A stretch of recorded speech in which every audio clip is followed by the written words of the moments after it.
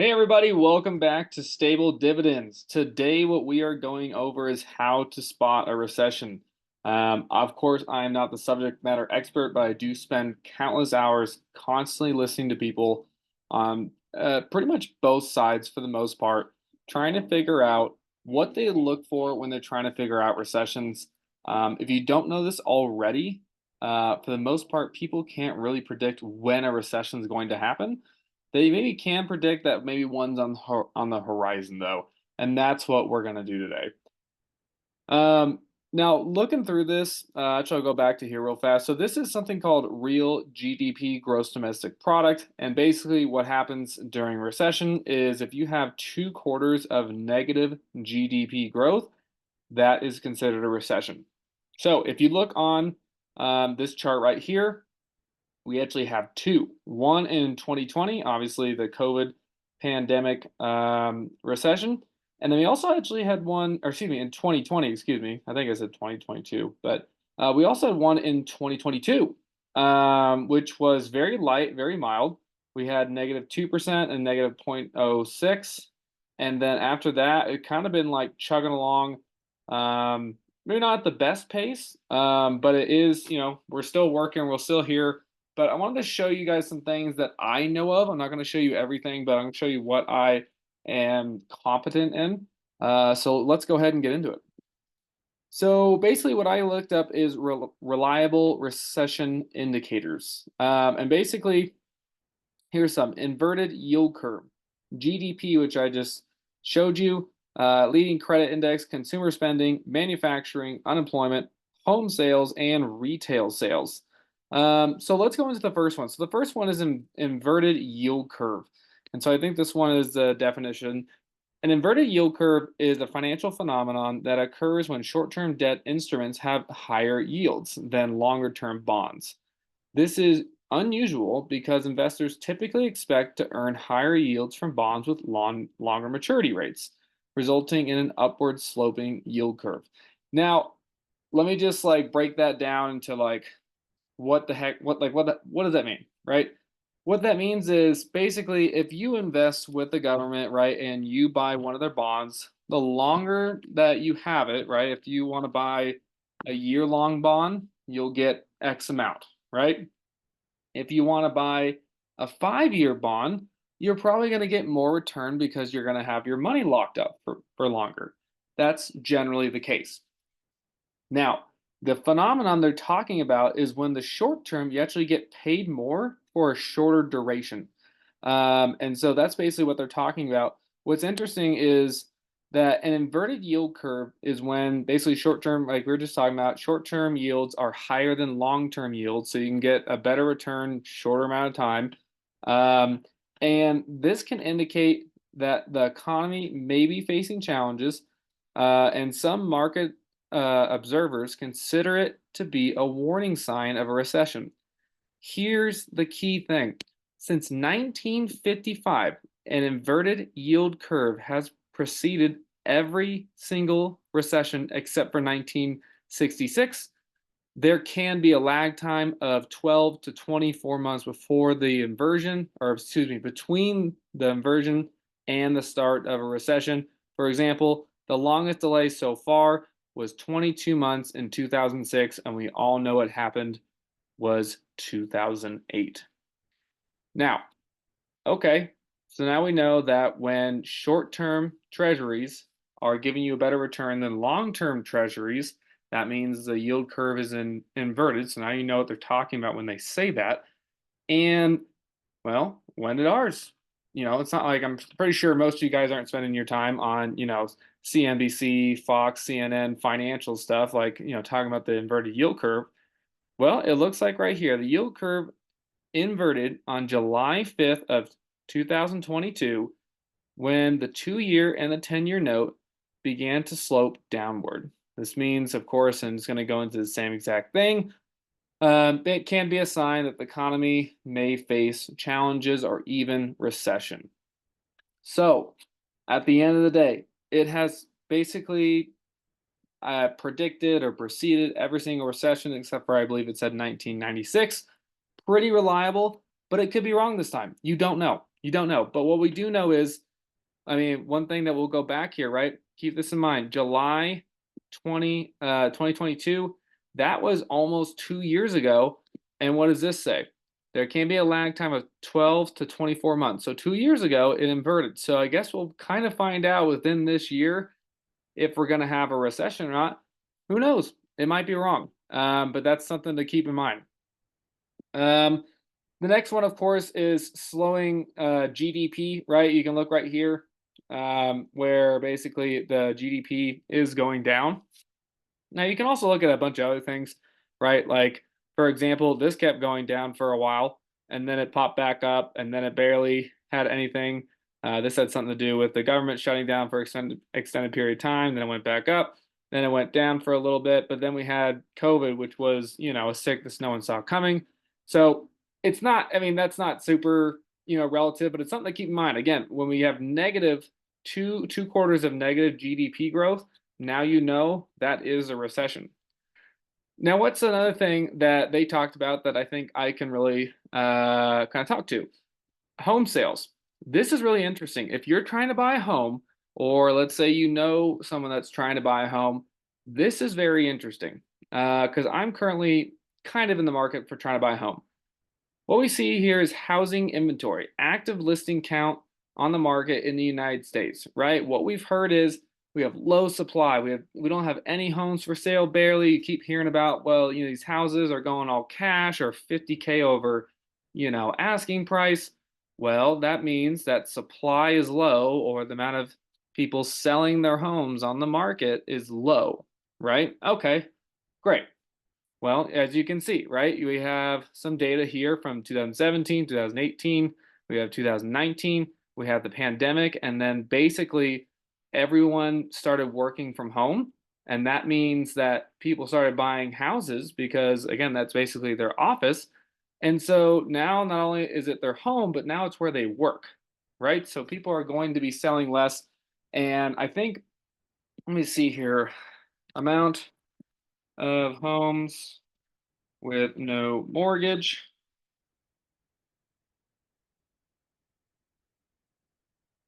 So like here, like, I mean, let me see, the percentage of US homes with no mortgages. That is crazy. 40%, right? 40% of US homes, they don't even owe a dime on their house. So they have no reason to sell. A lot of times with recessions, when unemployment starts to go up, if you can't pay your bills, if you can't pay your mortgage, you are forced to sell it, right? And that's when homes come on the market. Well, the people's biggest expense is the number one expense is their home, right? Their rent, their mortgage. If they can't pay the bills, they'll put it up for sale. But 40% of these houses don't even have a bill to begin with. So those houses probably aren't going up for sale. And then amount of homes with a 3% mortgage or less. So 99% of borrowers have a mortgage rate of lower than 6%. And of those, 28% are locked into rates below, right? Look at this. 28% locked in below 3%. 72% are locked in below 4. 72% are locked in the rates. And these are historic lows, people. I understand it doesn't really matter because if it's your first time trying to buy a house, it doesn't matter if I tell you, hey man, these are historic lows. You're like, I don't care. All I want to do is buy a house.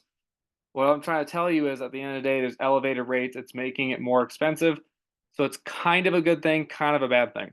I'll explain in a second.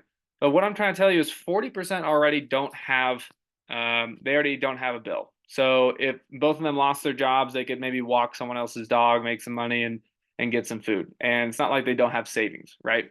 But anyways, that's 40%. The other part of the people, basically any of the borrowers, right? So that'd be the 60% of the market. Basically, that 60% has lower than 6%. And of the rest of the people that have a mortgage on their house, 3/4 of them, right? 3/4 of them have a low mortgage. And what that means is if you want to go buy a home right now, let's say you're a family of one, right? You have another kid on the way, so you need an upgrade.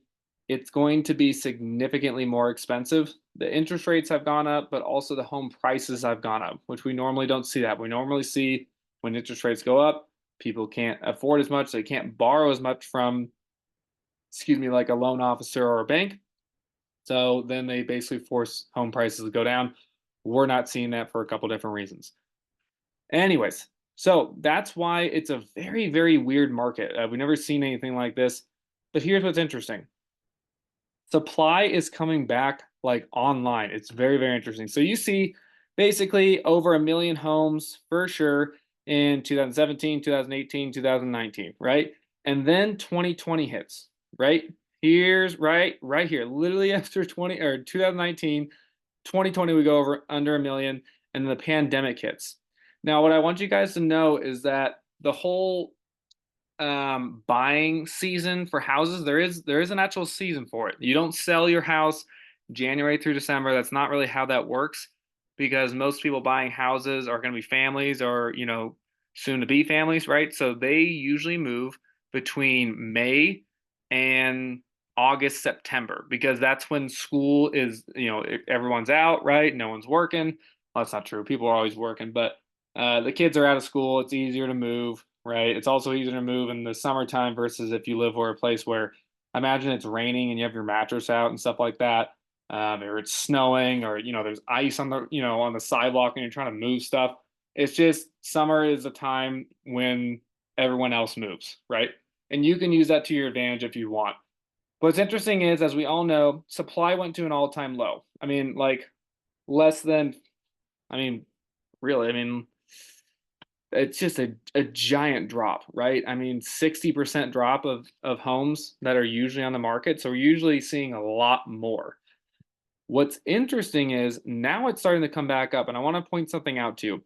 So even back here, February basically is the trough, right? The lowest. And that September, October, right? August, September, October, that's usually the peak. And the peak is when you have the most amount of homes for sale. That's probably when you're going to get a good price, right?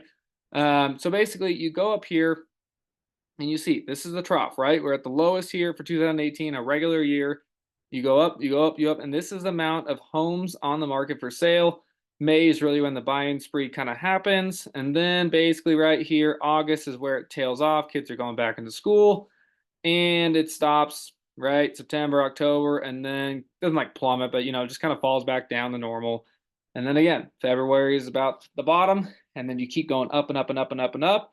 And then looks like, July, August was the peak for this one. Okay, great. So the same thing happens here. Probably not February of May, or excuse me, 2021, because that was still kind of weird because of COVID. But you go to here, January 2022. We're back to regular, right? COVID's not really much of a thing anymore. And February is the bottom. Here we are. We are back to our normal buying cycle. Now, what's interesting, what I want to show you guys is that the lowest, right? The lowest listings is going to be in February. Again, the highest is going to be in August, September, May, right? Or August, September, May. August, September, October. So you go all the way and you go to right here, August, September, October, perfect. And then you start to come down, right? What's interesting is, same here, right?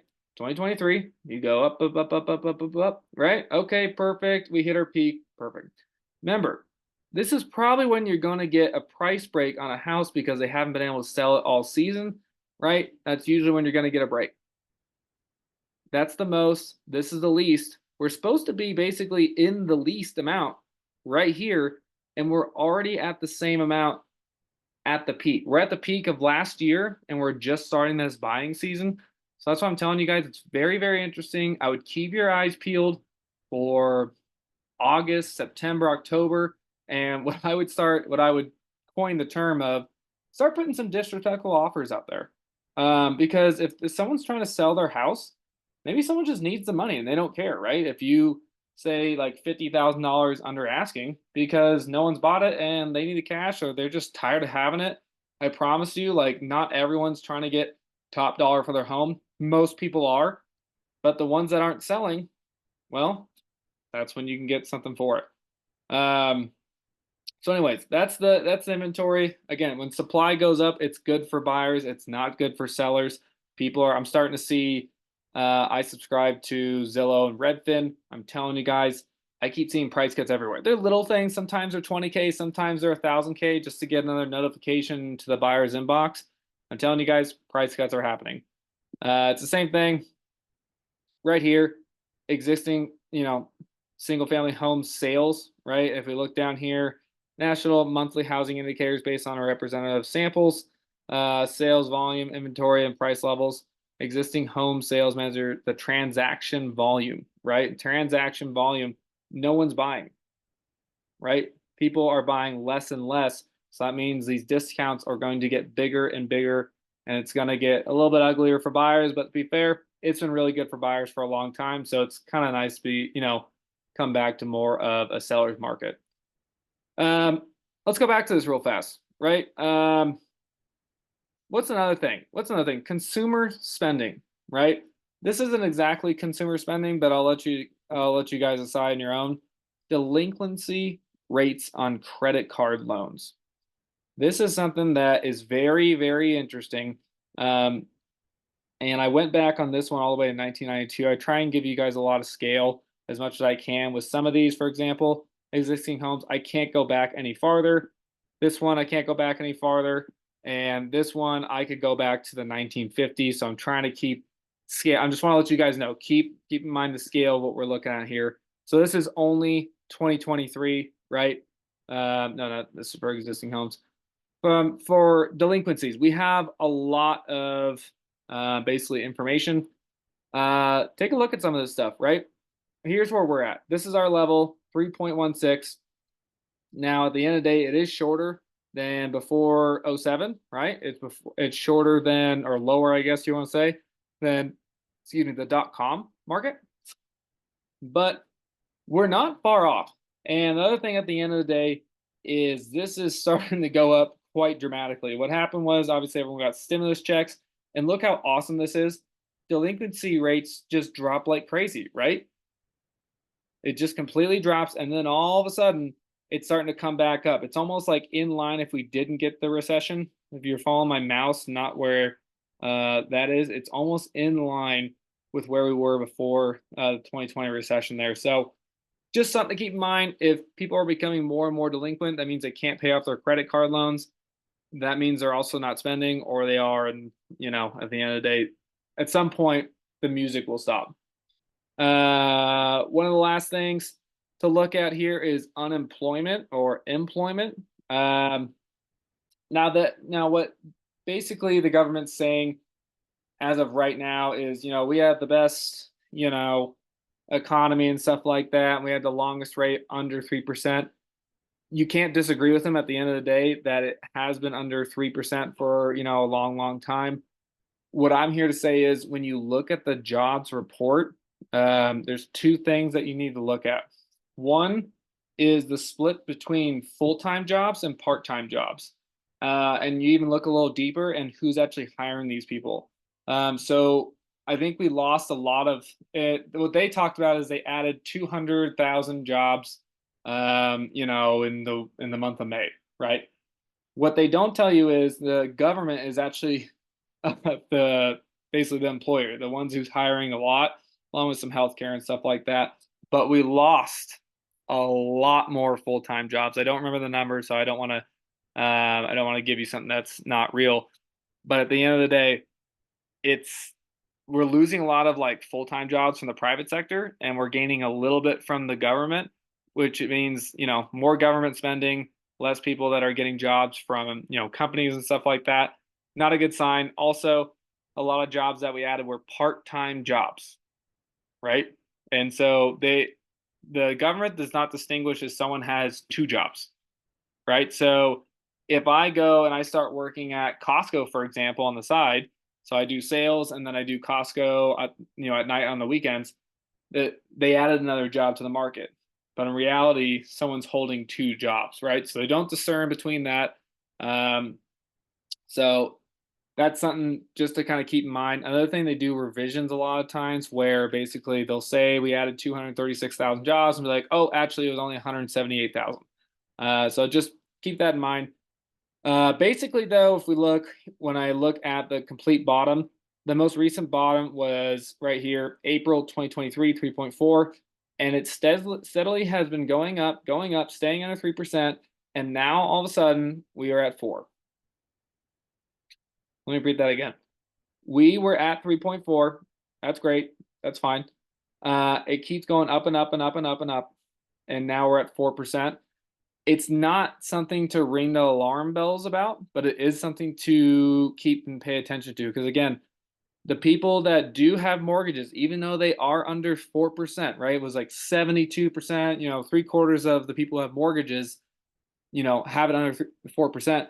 Interest rate doesn't matter if you can't pay your bills, right? And I don't want it to happen to anyone. I'm just saying, if you're out there and you're well positioned and you have cash, if you have good, like solid investments, right, and dividends, which it's my personal favorite is dividends, you might be set to buy a home for a really good rate, right? It just kind of is what it is.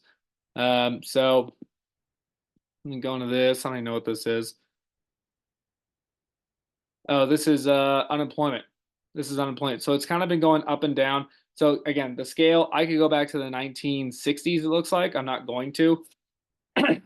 But it's kind of just been I can't really get, an idea of it. I guess it's just claims, right? So it's interesting. It's something to keep in mind with. It's not necessarily, it's been going up since about here, right? Since the beginning of 2024. But at the end of the day, this is the unemployment rate, right? It's not claims, it's not that, just who is unemployed and actively seeking. And that is continuing to go up and up and up at a steady rate. Not a crazy fast one, just steady and slow, but it is going up.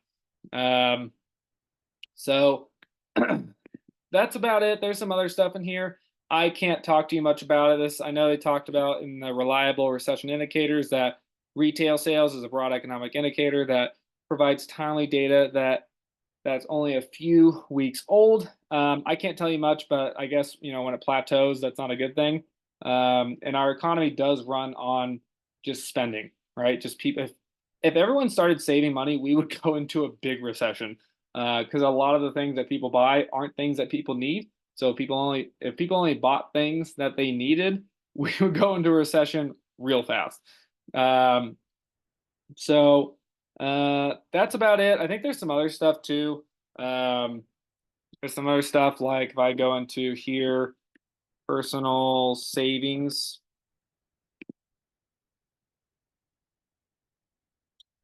Personal savings rate. So let's bring this scale in a little bit to about 10 years. So we were saving a lot, and now people are saving a lot less. So, not only is delinquency going up, but now they're saving less, probably because inflation every time you go to the grocery store. I know I feel it every time I go to the grocery store. I'm kind of shocked at how little I bought and how much it was. So that's pretty interesting. So that's the saving rate. And then personal savings is something different, right? I'm saving 5% of my income. That's different from I save $1,000, right? Personal savings. The only thing that I'm going to bring this scale into 10 years as well. The only thing that I will say is, yeah, I mean, most Americans don't even have $1,000. That's pretty wild. This is in billions of dollars, right?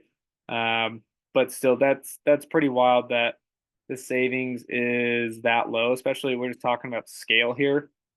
We are at pretty much some of the lowest besides maybe like 2005.